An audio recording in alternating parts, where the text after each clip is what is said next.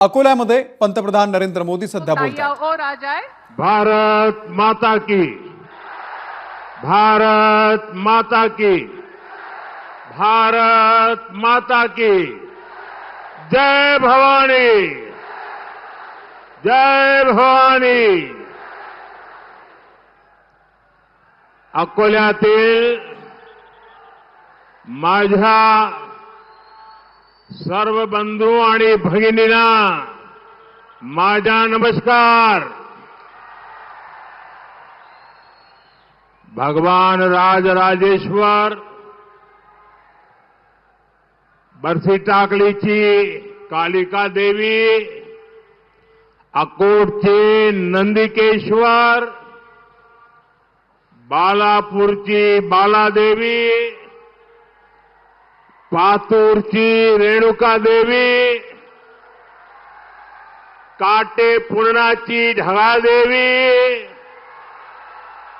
यांना मी कोटी कोटी वंदन करतो। मैं संत गजानन महाराज जी को शीश झुकाकर नमन करता हूं।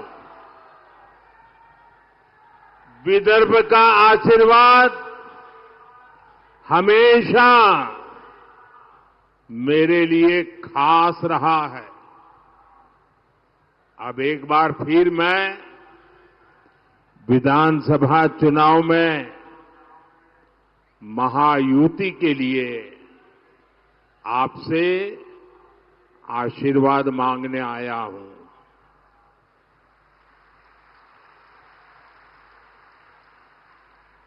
साथियों, आज 9 नवंबर की तारीख है।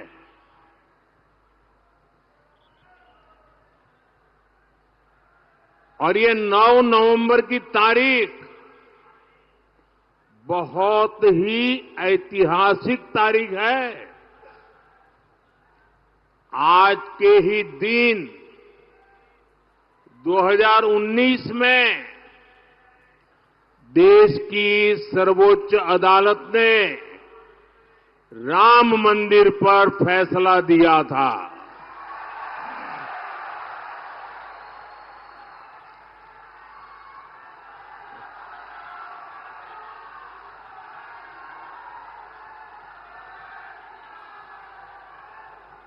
नौ नवंबर की ये तारीख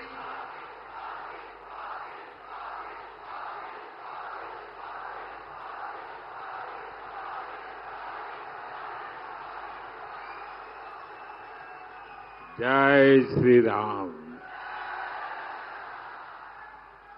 9 नवंबर की ये तारीख इसलिए भी याद रखी जाएगी क्योंकि सुप्रीम कोर्ट के फैसले के बाद हर धर्म के लोगों ने बहुत ही संवेदनशीलता का परिचय दिया। राष्ट्र प्रथम की यही भावना भारत की बहुत बड़ी ताकत है। साथियों, 2014 से 2024 ये 10 वर्ष महाराष्ट्र ने बीजेपी को लगातार दिल खोलकर आशीर्वाद दिया है। बीजेपी के ऊपर महाराष्ट्र के इस भरोसे की वजह भी है। इसकी वजह है महाराष्ट्र के लोगों की देशभक्ति।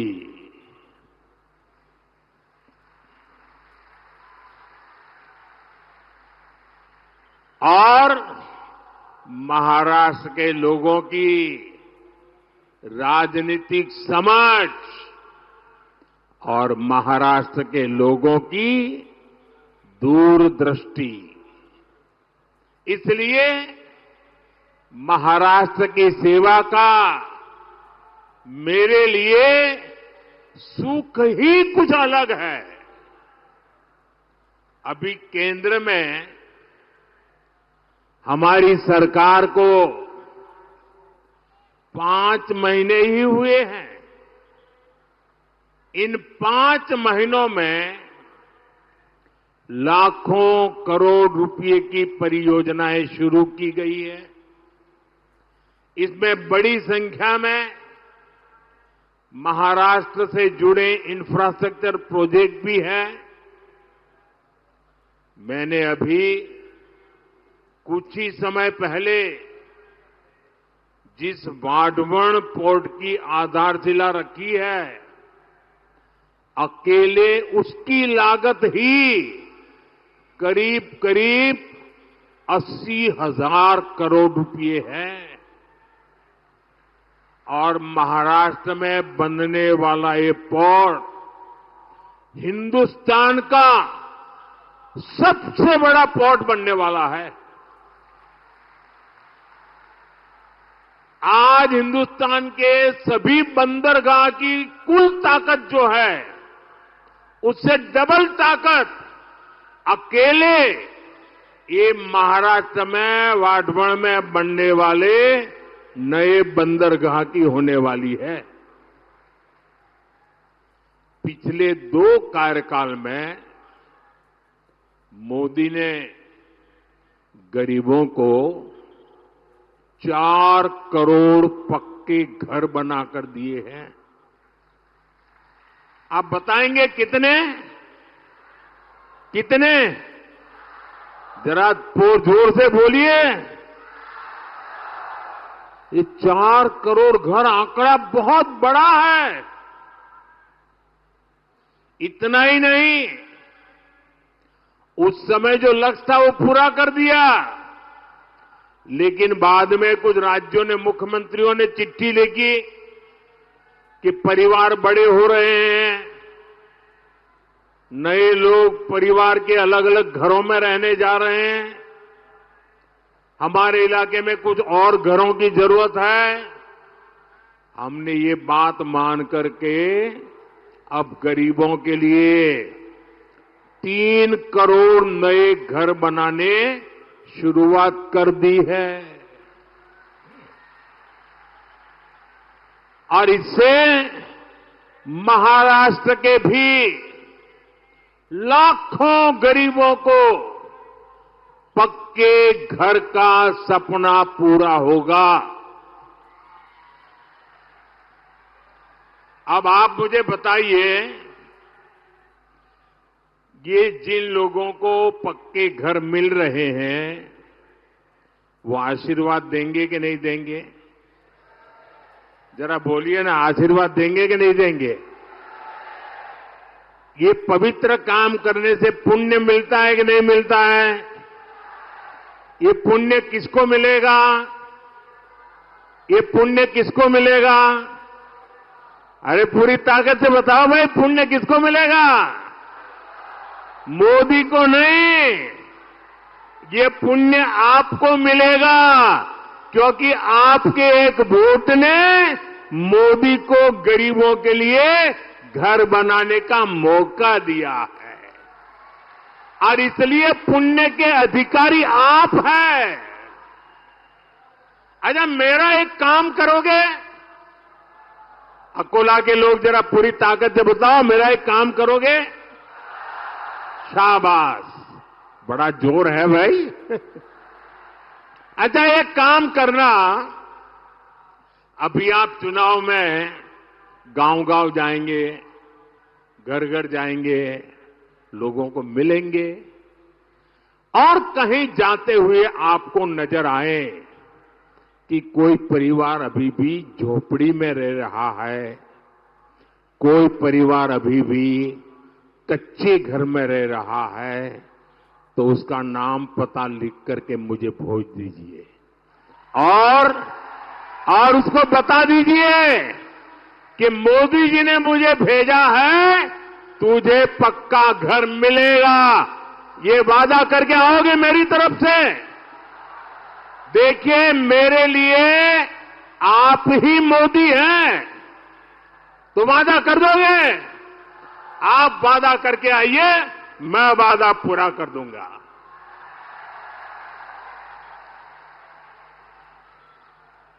साथियों, चुनाव के समय मैंने 70 वर्ष से अधिक उम्र के बुजुर्गों को मुफ्त इलाज की गारंटी देने का वादा किया था। हमारी सरकार ने सीनियर सिटीजन्स, बुजुर्गों की सेवा के लिए ये योजना लॉन्च कर दी है। 70 साल से ऊपर के बुजुर्गों को वय वंदना आयुष्मान कार्ड मिलने शुरू हो गए हैं। सबका साथ, सबका विकास की भावना के साथ ही इस योजना का लाभ हर वर्ग, हर समाज, हर धर्म के बुजुर्गों को मिलेगा। आपके परिवार में भी जो 70 साल के ऊपर के हैं, उनकी बीमारी के खर्च की चिंता आप मत करना, उनका ये बेटा करेगा।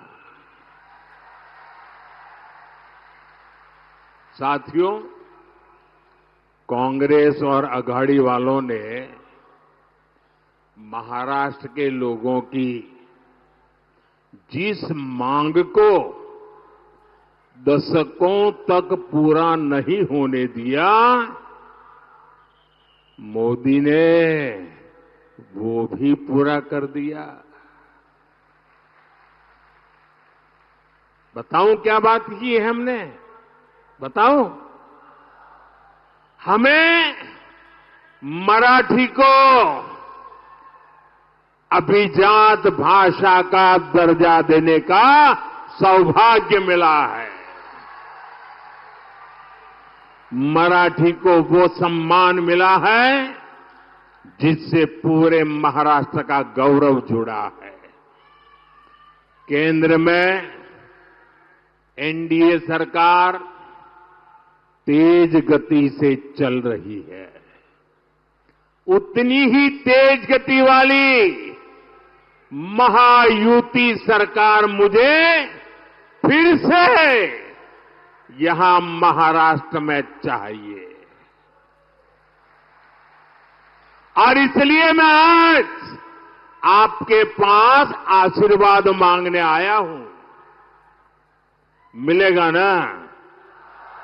पक्का मिलेगा ना? हर बूथ में से मिलेगा, हर गांव से मिलेगा, हर मोहल्ले से मिलेगा। और इसलिए पूरे महाराष्ट्र में आज गूंज रहा है, भाजपा महायुति आहे तर गती आहे, महाराष्ट्राची प्रगति आहे। साथियों, महायुति सरकार के अगले 5 वर्ष कैसे होंगे, इसकी एक झलक महायुति के वचननामे में भी दिख रही है। महिलाओं की सुरक्षा और महिलाओं के लिए अवसर, माझी लाड़की बहन योजना का विस्तार,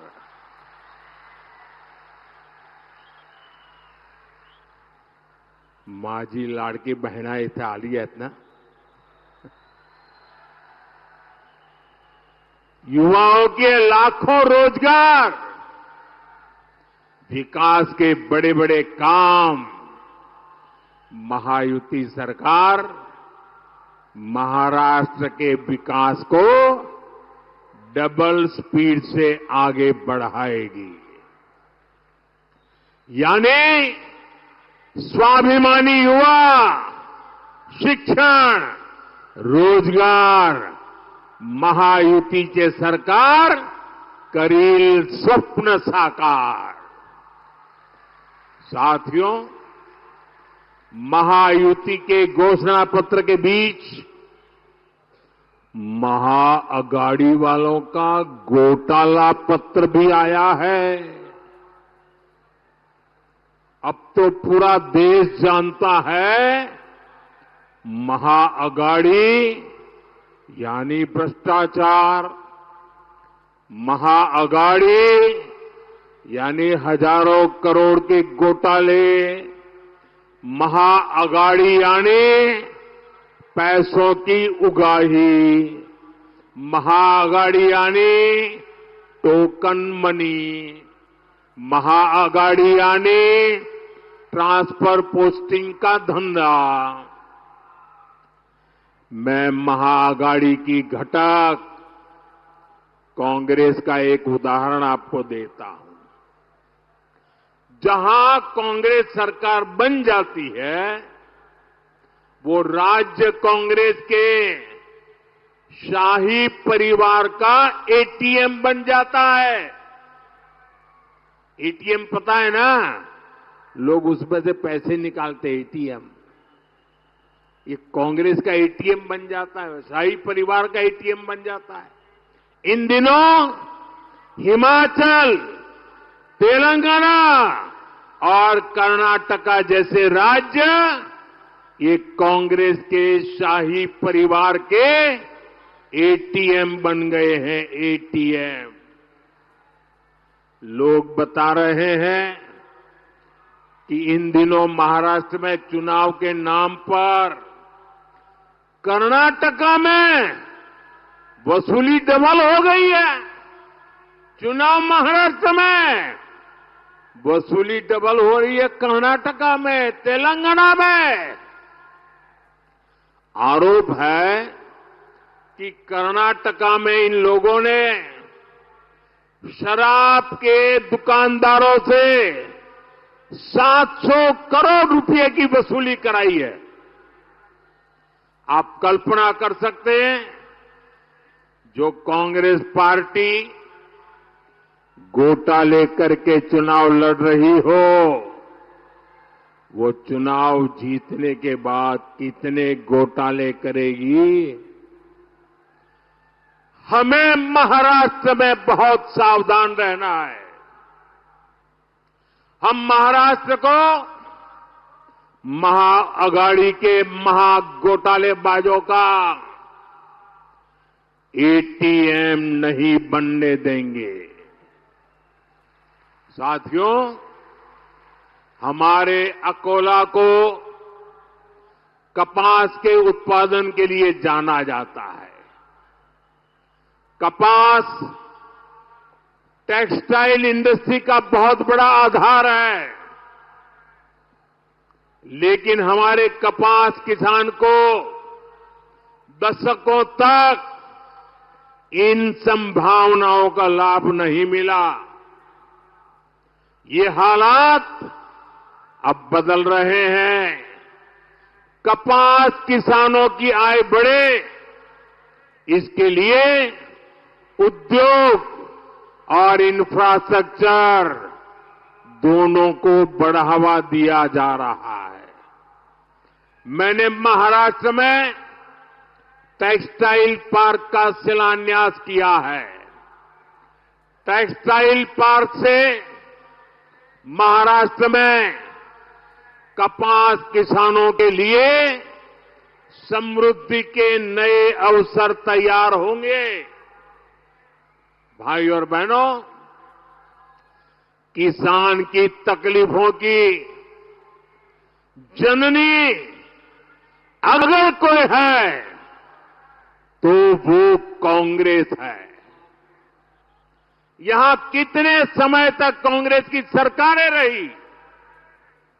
महाराष्ट्र और विदर्भ में पानी का संकट गहराता गया, लेकिन कांग्रेस और उसके साथियों की सरकारों ने क्या किया?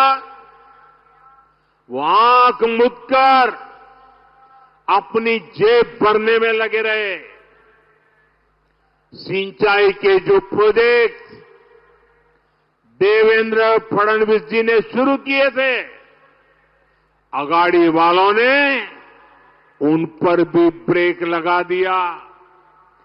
जब से महायुति सरकार महाराष्ट्र में आई है, सिंचाई से जुड़ी परियोजनाओं को फिर से गति मिली है।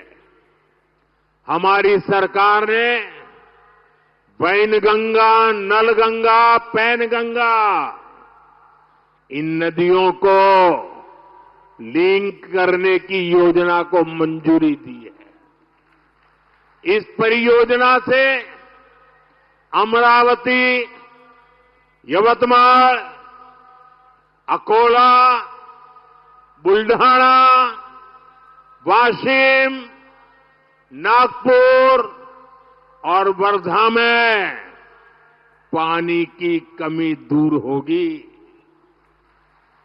और इस पर करीब करीब 90,000 करोड़ रुपए खर्च होंगे। नदियां आपस में जुड़े, कहीं बाढ़ और कहीं सूखा, ये समस्या खत्म हो, इसके लिए हमारी सरकार ने हजारों करोड़ रुपए दिए हैं।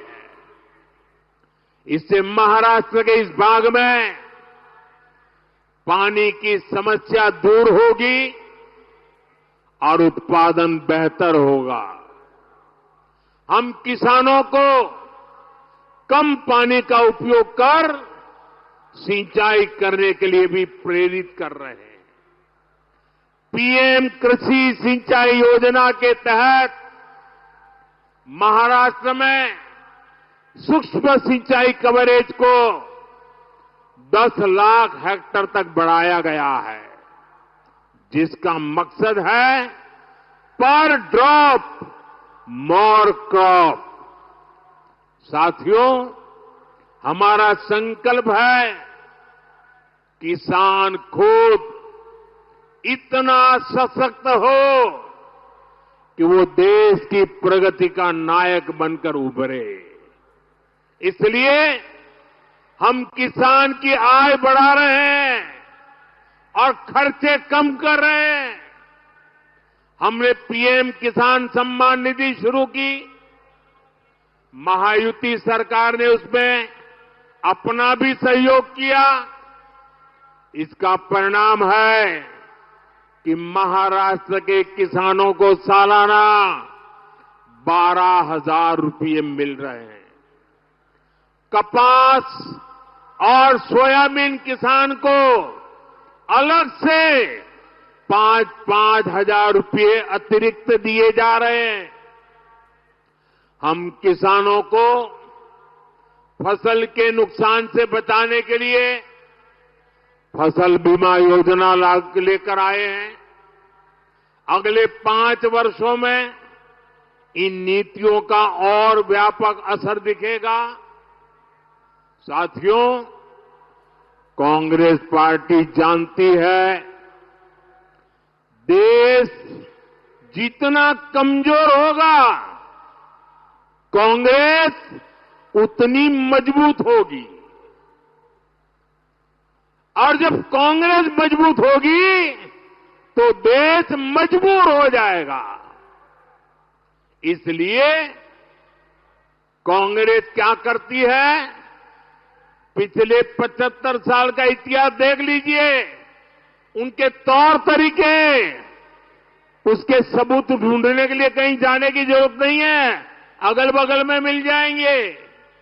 कांग्रेस क्या करती है, अलग अलग जातियों को लड़ाना, यही कांग्रेस की फितरत है। आजादी के बाद से ही कांग्रेस ने कभी शेड्यूल कास्ट समाज को, हमारे दलित समाज को, हमारे एससी समाज को एकजुट नहीं होने दिया। कांग्रेस ने हमारे जनजातीय समूह, हमारे आदिवासी समाज, हमारे एसटी समाज को भी अलग अलग जातियों में बांट कर रखा। कांग्रेस ने ओबीसी नाम सुनते ही कांग्रेस चिढ़ जाती है और ओबीसी समाज की भी अलग से पहचान न बने, इसलिए कांग्रेस ने भांति भांति के खेल खेले हैं। कांग्रेस चाहती है एससी समाज की अलग अलग जातियां आपस में ही लड़ती रहे, झगड़ा करती रहे।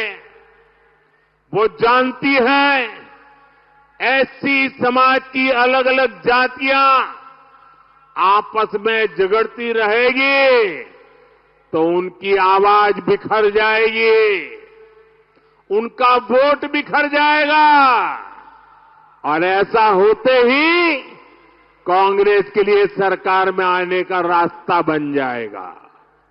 इसलिए यहां चर्मकार जाति को कांग्रेस मांग जाति से लड़ाना चाहती है। कांग्रेस मातंग को महार जाति से, बुरड़ जाति को वाल्मीकि जाति से, कैकाड़ी को खटीक जाति से और मोची जाति को कांग्रेस और जातियों से लड़ाना चाहती है। जब आप एससी के तौर पर एकजुट नहीं रहेंगे, अपनी ही अलग अलग जातियों में बंटकर झगड़ा करेंगे तो कांग्रेस इसका फायदा उठाएगी। कांग्रेस एससी समाज के अधिकार उनसे छीन लेगी, एससी को कमजोर करके सरकार बना लेगी। यही उसकी चाल है, यही उसका चरित्र है। इसलिए आपको कांग्रेस की इस खतरनाक साजिश से सावधान रहना है। आपको याद रखना है, एक है तो सेफ है, एक है तो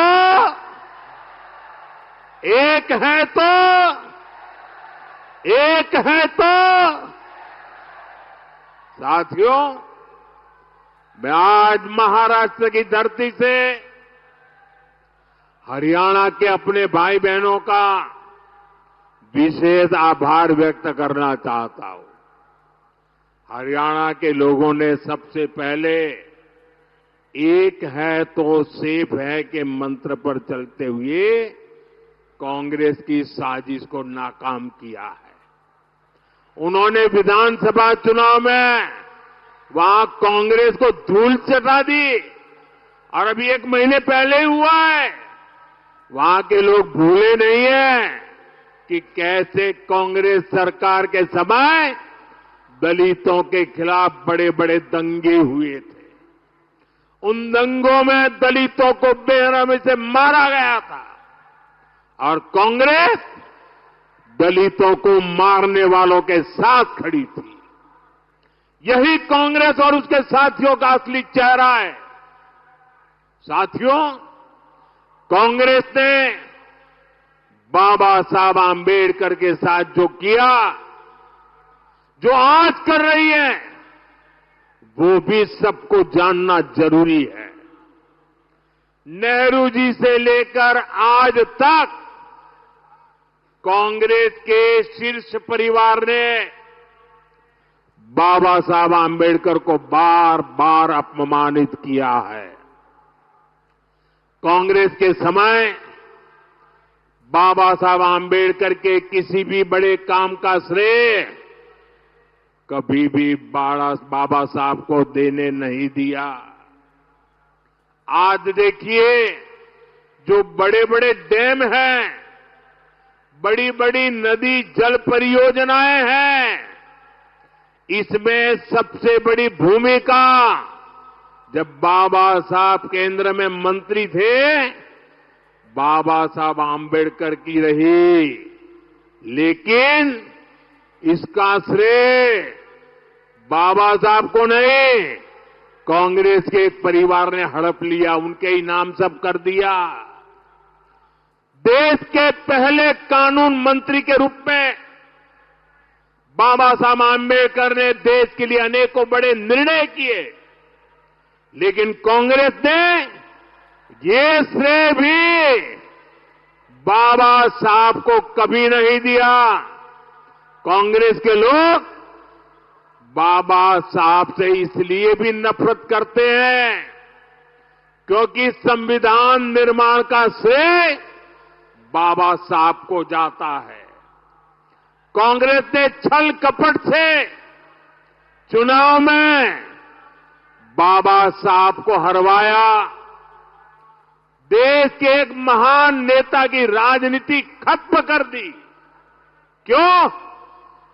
क्योंकि बाबा साहब दलित मां के बेटे थे। बाबा साहब को भारत रत्न भी तब मिला जब केंद्र में बीजेपी के समर्थन से सरकार बनी। साथियों, मेरे लिए बाबा साहब आंबेडकर, उनकी नीतियां हमेशा प्रेरक रही है, सदा सर्वदा पूजनीय रही है। हमारी सरकार ने बाबा साहब के योगदान को देश दुनिया के सामने प्रखरता से रखा है। देश विदेश में बाबा साहब जहां जहां रहे, हमने उन उत्थानों को, उन सभी स्थानों को पंच तीर्थ के रूप में विकसित किया है। महू में उनका जन्म स्थान, नागपुर में दीक्षा भूमि, मुंबई की चैत्य भूमि, दिल्ली में जहां उन्होंने अपना अंतिम समय बिताया, और लंदन में आंबेडकर मेमोरियल होम, ये पंचतीर्थ आने वाली पीढ़ियों को प्रेरित करते रहेंगे। और साथियों, मैं आज अकोला की धरती से इस शाही परिवार को चुनौती देता हूं। 75 साल हो गए, उनकी 4 पीढ़ियों ने देश पर राज किया है, लेकिन इस परिवार ने अगर इन पंच तीर्थों की मुलाकात की हो, बाबा साहब को श्रद्धांजलि दी हो, तो जरा देश के सामने रखे, ये मोदी है जो पंच तीर्थ पर जाकर के बाबा साहब को नमन करके आया है। अरे दिल्ली में बाबा साहब के तीर्थ पर ये शाही परिवार का एक भी सदस्य अब तक गया नहीं है। ये इनके कारनामे है। इतना ही नहीं, देश अब दुनिया पूरी नई करेंसी में चली जा रही है। एक जमाना था चमड़े की नोटें हुआ करती थी, उसके पहले कभी पत्थर की हुआ करती थी, बाद में कभी तांबे की करेंसी होती थी, यानी अलग अलग प्रकार की होती थी। फिर कागज की करेंसी आई, अब डिजिटल करेंसी चल रही है, यूपीआई। अपने मोबाइल से पेमेंट लो, मोबाइल से पैसे दो। आपको मालूम है हमने इसका नाम क्या रखा है? ये मोदी है, जिसकी बाबा साहब के प्रति श्रद्धा है, इसलिए उस पूरी करेंसी का नाम भीम यूपीआई रखा गया है, भीम यूपीआई। और भविष्य में जब भी 100% डिजिटल ट्रांजैक्शन हो जाएगा ना, हर बच्चा हर दिन भीम यूपीआई को याद करेगा, बाबा साहब को याद करेगा। ये काम मोदी ने कर दिया है। साथियों, इन दिनों पूरा देश एक और संवेदनशील विषय को लेकर चिंतित है। जम्मू कश्मीर विधानसभा में कांग्रेस और उसके साथियों ने आर्टिकल 370 को फिर से बहाल करने का प्रस्ताव पास किया है। आप मुझे बताइए, मैं आपसे पूछना चाहता हूं, क्या इस देश में फिर से जम्मू कश्मीर में 370 लागू होनी चाहिए। पूरी ताकत से बोलिए ताकि कांग्रेस वालों के कान फट जाए। क्या फिर से 370 लागू होनी चाहिए? क्या 370 को लागू होने देंगे? तो ये कौन लोग हैं जो फिर से 370 को लागू करना चाहते हैं? अलगाववादी इसकी मांग करते हैं या नहीं करते हैं? आतंकवादी संगठनों ने 370 हटाने का विरोध किया था कि नहीं किया था? पाकिस्तान 370 का रोना रोता है या नहीं रोता है? जितनी भारत विरोधी ताकत है सब के सब 370 का समर्थन करते हैं। और वही कांग्रेस की विभाषा बन गई है। कांग्रेस वही भाषा बोलती है। जम्मू कश्मीर में 370 फिर से लगाना यानी कश्मीर को फिर से हिंसा की आग में झोंकना। कश्मीर में 370 यानी राज्य में बाबा साहब आंबेडकर के संविधान को फिर से जम्मू कश्मीर से बाहर निकालना। ये जो लोग संविधान की किताबें और कोरे कागज की किताबें बांटते फिरते हैं ना, ये कैसे पापी लोग हैं मैं बताता हूं।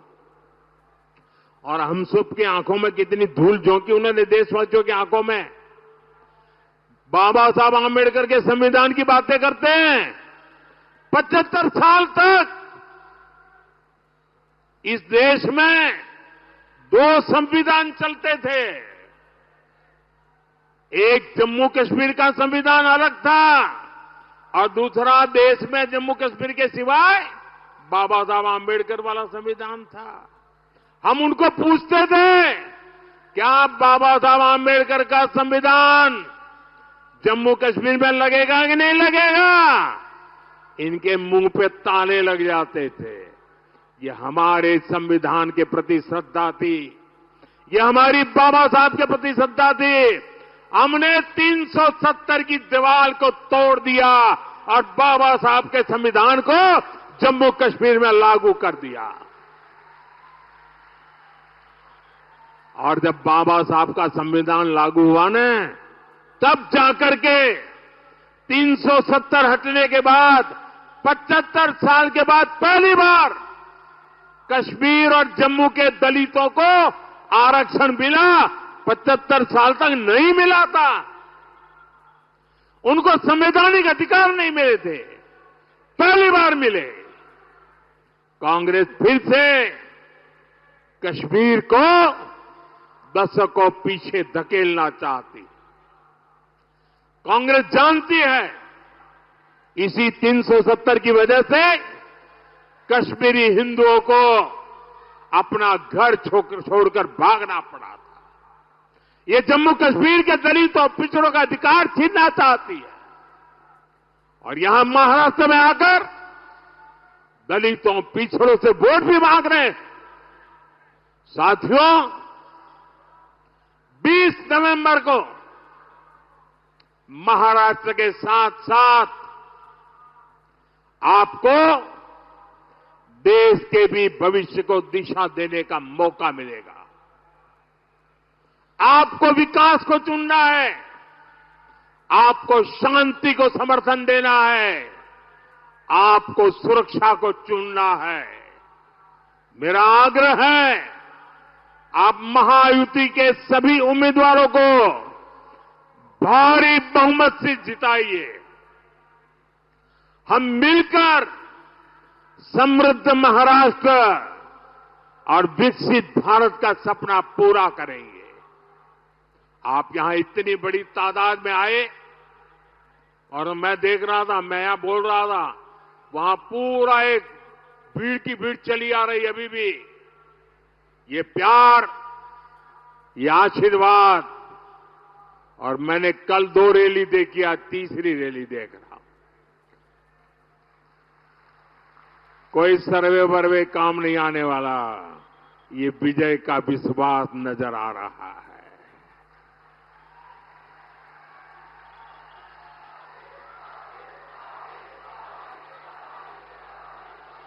आप यहां इतनी बड़ी संख्या में हम सबको आशीर्वाद देने आए, इसलिए मैं आपका आभारी हूं। जो विधानसभा का चुनाव लड़ रहे हैं, ऐसे सभी उम्मीदवार जरा आगे आ जाएं। जो इस चुनाव में असेंबली का चुनाव लड़ रहे हैं, वो सभी साथी जरा आगे आ जाएं। सब आगे आ जाए जो चुनाव लड़ रहे हैं। इस जिले में लड़ते हो, किसी और जिले में लड़ते हो, जो भी लड़ते हो, मैं जरा आपके पास आता हूं। उसके बाद आप सबको मेरा बहुत बहुत धन्यवाद। बोलिए भारत माता की, भारत माता की।